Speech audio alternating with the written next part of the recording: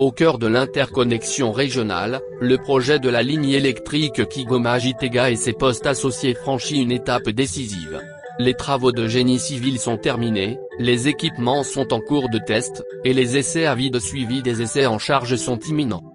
La ligne haute tension s'étend depuis la colline de Sabaneroi jusqu'au poste Ngozi, traversant un relief exigeant avec des pylônes solidement ancrés pour garantir une distribution fiable de l'énergie.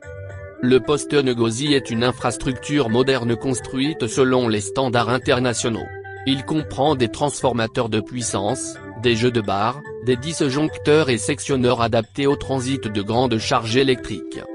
Des armoires de commande entièrement numérisées y sont installées pour le contrôle à distance et la protection du réseau. Elles assurent une surveillance en temps réel de chaque équipement du poste, garantissant ainsi sécurité, efficacité et continuité du service. Ce poste est un maillon stratégique dans la stabilisation du réseau électrique national. De Ngozi, la ligne se prolonge jusqu'au poste de Zege, point de jonction où l'énergie produite sera injectée dans le réseau national, renforçant ainsi la fiabilité et la couverture électrique du Burundi. Pour mieux comprendre les spécificités techniques du projet de la ligne Kigoma-Gitega et des postes associés, nous avons rencontré l'ingénieur responsable du poste, qui nous présente en détail les installations et l'état d'avancement des travaux. Cette ligne électrique qui relie le Burundi et le Rwanda, communément appelée Kigoma-Gitega, est une ligne qui part du poste Kigoma au Rwanda, et traverse le poste de Gisagara au Rwanda, et en fait, la ligne traverse la frontière du Burundi et du Rwanda à travers la vallée de Sabanegwa, y compris le dernier pylône côté rwandais et le premier pylône côté burundais. Donc le Burundi doit se raccorder au dernier pylône de la ligne, portion de la ligne côté rwandais, juste autour de la vallée de Sabanegwa.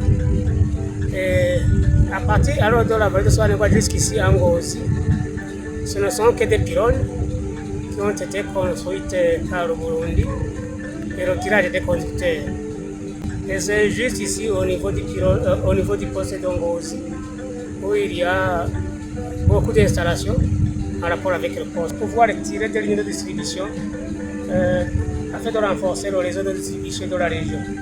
Mais après le poste, on tire aussi une autre ligne qui relie ce poste de Ngozi et le poste de Gitega. Et entre les deux postes, c'est aussi une simple ligne où on observe des pylônes ainsi que des conducteurs. La mise en service officielle de la ligne Kigoma-Gitega et de ses postes associés est prévue avant la fin du mois de décembre. Ce projet structurant n'aurait pas été possible sans le cofinancement précieux de la Banque africaine de développement et de l'Union européenne. Un remerciement particulier au directeur général de l'Argideso, le docteur ingénieur lieutenant-colonel Jean-Albert Manigomba, qui s'est pleinement investi pour que les travaux soient menés à terme dans les délais impartis.